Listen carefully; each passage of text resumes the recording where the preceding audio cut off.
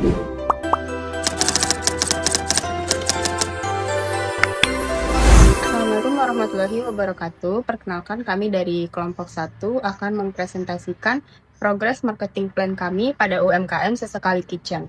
Sebelum mulai presentasi, saya akan memperkenalkan teman-teman saya yang akan ikut presentasi. Yang pertama saya sendiri, yaitu Kartika Eka Paksi dengan NIM 058. Kemudian ada teman saya, Zara Riyandi dengan NIM 054. Ada Destin Agustina dengan NIM 050. Ada Nita Sarikoto dengan NIM 035. Dan Tiara Saskia dengan NIM 037. Pada bagian ini, saya akan menjelaskan sedikit profil UMKM dari Sesekali Kitchen. Jadi, Sesekali Kitchen ini adalah usaha kuliner yang berfokus pada penjualan dimsum dan tahu bakso homemade dengan sistem pre-order secara online. Usaha ini dimiliki oleh Dwi Anjen Setia Wulandari atau yang biasa akrab disapa dengan Kak Ulan dan berlokasi di Sentral Laguna Hills. Usaha ini berawal dari hobi Kak Ulan yang gemar membuat cemilan seperti dimsum dan tahu bakso untuk dikonsumsi pribadi dan dibagikan kepada teman-temannya. Setelah mendapat banyak dukungan dan tanggapan positif, ia pun terdorong untuk menjual produknya secara online sebagai sumber pendapatan tambahan. Meskipun sempat ragu karena keterbatasan modal dan kesulitan menentukan harganya, semangatnya di bidang kuliner membuat Kak Ulan terus berinovasi sehingga akhirnya Sesekali Kitchen resmi berdiri setelah Lebaran tahun 2025. Dalam waktu singkat, usaha ini berhasil menarik banyak pelanggan setia dengan tingkat repeat order yang tinggi. Produk utama dari Sesekali Kitchen adalah dimsum fresh made to order yang dibuat segar setiap kali ada pesanan. Semua produk diproduksi langsung oleh pemilik menggunakan bahan berkualitas dan resep racikan khusus yang telah disesuaikan dengan selera pelanggan. Saat ini penjualan dilakukan secara online dan bekerja sama dengan kurir lokal di Batam. Sementara rencana membuka toko offline masih dalam tahap pertimbangan. Segitu saja penjelasan dari saya tentang profil UMKM dari Sesekali Kitchen. Selanjutnya akan dilanjutkan oleh teman-teman saya. Baik, perkenalkan saya Tiara Saskia Putri dengan NIM 037. Di sini akan menjelaskan mengenai UMKM kami, tentunya pada bagian faktor internal dengan analisis SWOT, yaitu strength, weakness, opportunities, and threats. Mungkin kita bahas dari yang pertama, yaitu segi strength atau kekuatan. UMKM yang kita pilih ini mungkin memiliki beberapa keunggulan dan juga kekurangan tentunya. Dan pada keunggulan pertama ini, konsep yang diambil UMKM adalah ghost kitchen atau open order saja, sehingga operasional yang didapati itu lebih efisien dan minim biaya dan tidak perlu memakan tempat secara fisik gitu. Selain itu, visualisasi dari produk ini lumayan menarik, sehingga dari visualisasi ini dapat menarik customer lebih banyak, seperti itu. Kemudian yang adalah dukungan ya dari sesuatu teman-teman dekat dan juga orang yang dikenal itu sangat membantu sekali dalam mempromosikan brand ini, sehingga akan membangun namanya brand awareness. Kedua, dari sisi weakness atau kelemahan, kelemahan utama dari UMKM ini adalah ya belum ada tempat offline sama sekali, dikarenakan memang dari owner ini beliau memiliki kesibukan lain, sehingga UMKM yang dipegang bukanlah pekerjaan utama, bahkan UMKM ini terbilang sambilannya saja, sehingga untuk ekspansi ke tempat offline itu masih direncanakan, namun belum terjadi pada dekat-dekat ini. Selanjutnya adalah UMKM ini masih belum memiliki karyawan. Alasannya balik lagi ke poin pertama, yaitu memang beliau belum menitik fokuskan pada UMKM, sehingga kondisi ini membuat produksi belum ada konsistennya. Jadi kadang ada open slot dan kadang juga tidak ada karena membludak ordernya atau memang owner belum sempat, seperti itu. Nah, kemudian dari segi promosi ya, memang sangat terbatas, bahkan hanya lewat Instagram dan WhatsApp.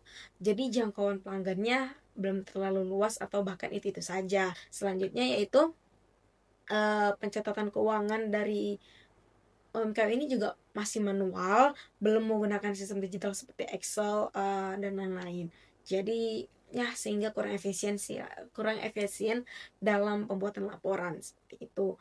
Selanjutnya yaitu dari sisi opportunity atau peluang. Dari hasil analisis kami bersama, banyak pelanggan yang harus menunggu open order. Di mana hal ini menunjukkan sekali bahwasanya, dimsum ini memiliki high demand yang bisa dimanfaatkan untuk meningkatkan penjualan sebenarnya. Hal ini memang membuka peluang besar untuk meningkatkan penjualan sekaligus, memperkuat brand exposure gitu ya. Selanjutnya terakhir yaitu dari sisi threat atau ancaman. Ancaman utama yang mungkin kami temui dalam usaha ini, di mana kami mempelajari sustainable, UMKM ini masih belum memenuhi SDGs. Bisa disebabkan karena umur UMKM yang masih terbilang sangat muda, yaitu baru 5 sampai 6 bulan. Jadi memang belum terjalan nih prinsip SDGs-nya, terutama dalam aspek lingkungan dan sustainable ya. Mungkin dari belum ada penerapan gitu penggunaan kemasan ramah lingkungan atau sistem pengolahan limbah yang baik, dikarenakan owner belum menemukan harga yang cocok untuk penggunaan kemasan eco-friendly. Yang kita tahu emang harganya tidak bisa dibilang murah ya.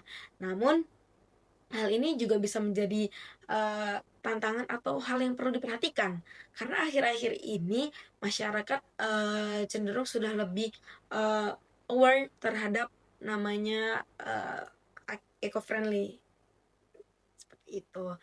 Mungkin dari analisis SWOT ini kami simpulkan bahwasannya UMKM kami memiliki potensi yang cukup besar untuk berkembang gitu, untuk improve, terutama karena konsepnya yang menarik dan juga sesuai dengan tren customer gitu. Namun memang masih perlu diberikan beberapa perbaikan ataupun inovasi seperti peningkatan konsistensi produksi, kemudian memperluas pemasaran secara digital maupun non digital, terus memperkuat legalitas mungkin perizinan sertifikat halal, karena target masyarakat untuk seluruh lapisan masyarakat dari orang tua tuh kadang mempertanyakan sertifikasi halal seperti itu.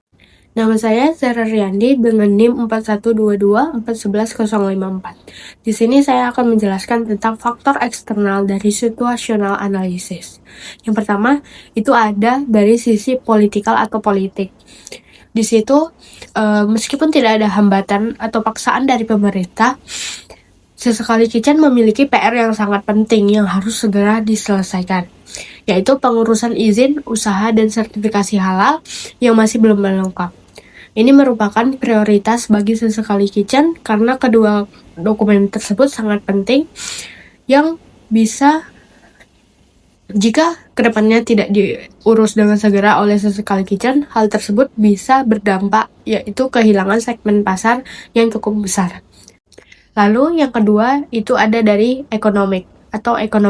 Dari sisi ekonomi sendiri, Sesekali Kitchen menggunakan model ghost kitchen yang sangat efisien dari segi biaya ataupun operasional. Di sini Sesekali Kitchen tidak perlu menyewa tempat atau dekorasi untuk outletnya. Di sini Sesekali Kitchen hanya berfokus pada biaya produksi ataupun delivery.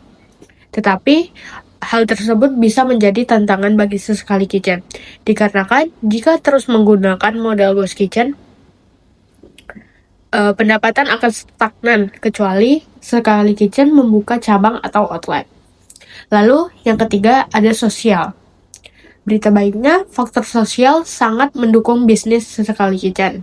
Tren jajanan kekinian atau food modern sedang sangat tinggi di kalangan masyarakat, yaitu anak muda atau para keluarga. Orang-orang mencari produk yang unik, instagramable, dan memiliki harga yang terjangkau. Ini bisa menjadi momentum yang sangat besar bagi Sesekali Kitchen, dikarenakan hal tersebut bisa terus meningkatkan permintaan pasar pada produk Sesekali Kitchen. Yang keempat ada dari sisi teknologikal atau teknologi. Di sisi teknologikal sendiri, Sesekali Kitchen masih sangat perlu diperbaiki. Saat ini pemanfaatan teknologi di Sesekali Kitchen masih sangat minim atau sangat rendah. Di sini pemanfaatan teknologi mereka masih pencatatan keuangan masih manual, promosi digital yang belum maksimal, dan sistem pembayaran yang masih sangat sederhana. Dengan meningkatkan digitalisasi seperti penggunaan aplikasi, lalu promosi media sosial yang lebih agresif, dan e-wallet, Sesekali Kitchen bisa mendapatkan lebih banyak konsumen dan meningkatkan efisiensi operasional. Lalu yang kelima ada environmental atau lingkungan. Di sisi environmental, di sini jujur Sesekali Kitchen belum ada penerapan prinsip ramah lingkungan sama sekali. Ini bisa menjadi peluang yang sangat besar bagi Sesekali Kitchen, dikarenakan jika mereka menggunakan kemasan yang lebih ramah lingkungan seperti kemasan kertas atau bahan yang mudah terurai, bisa menjadi nilai tambah dan pembeda dari kompetitor lainnya. Yang keenam ada dari aspek legalitas atau aspek hukum. Di aspek yang terakhir ini, Sesekali Kitchen masih perlu memperkuat hal legalitas untuk meningkatkan kepercayaan konsumen. Pengurusan izin usaha dan sertifikasi halal harus menjadi prioritas utama dalam waktu yang dekat bagi Sesekali Kitchen. Dikarenakan jika Sesekali Kitchen sudah mempunyai aspek legalitas tersebut, Sesekali Kitchen bisa lebih mudah untuk berkolaborasi dengan pihak seperti supplier atau platform delivery lainnya, yang tentunya bisa memperluas jangkauan dan pendapatan bisnis Sesekali Kitchen. Baik, sekarang kita masuk ke bab 4 yaitu STP. Baik, yang pertama kita akan membahas segmentation. Segmentation ada beberapa aspek. Yang pertama kita akan membahas tentang aspek demografis, dan geografis ini lebih ke area pelayanan yang mencakup lokasi dari pemilik usaha Sesekali Kitchen ini dan area yang dapat dijangkau melalui kurir lokal seperti misalnya Gojek, Maxim, dan Grab. Nah, di aspek demografis yaitu konsumen dari rentan 17 sampai 35 tahun memiliki pendapat menengah ke bawah, sehingga mereka menyukai produk yang lebih praktis, lezat, dan memiliki tampilan yang menarik serta harga yang begitu terjangkau. Nah, perilaku mereka biasanya lebih melakukan pembelian secara pre-order ataupun online yang melalui WhatsApp dan Instagram. Dan konsumen membelinya dikarenakan ada beberapa rekomendasi ya dari teman, dari keluarga ataupun konten-konten promosi yang ada di media sosial. Aspeknya satu lagi yaitu teknografis yang menyesuaikan dengan perkembangannya teknologi. Pelanggan produk mencari tren kuliner melalui media sosial tadi, seperti misalnya Instagram, TikTok, dan hal ini dapat menunjukkan bahwa kegiatan promosi digital menjadi faktor pendukung dalam membangun sebuah merek. Masuk ke possession. Jadi dalam konteks usaha Sesekali Kitchen ini memposisikan diri sebagai UMKM kuliner yang menyajikan dimsum kekinian yang begitu lezat dan ukurannya yang sedikit lebih berbeda, lebih besar dibandingkan dimsum-dimsum pada umumnya. Nah, jadi selain itu, kualitas bahan dan cara penyajian yang begitu rapi juga menambah nilai yang lebih bagi para konsumen. Saya akan melanjutkan bab 5 yaitu mengenai marketing arsitektur.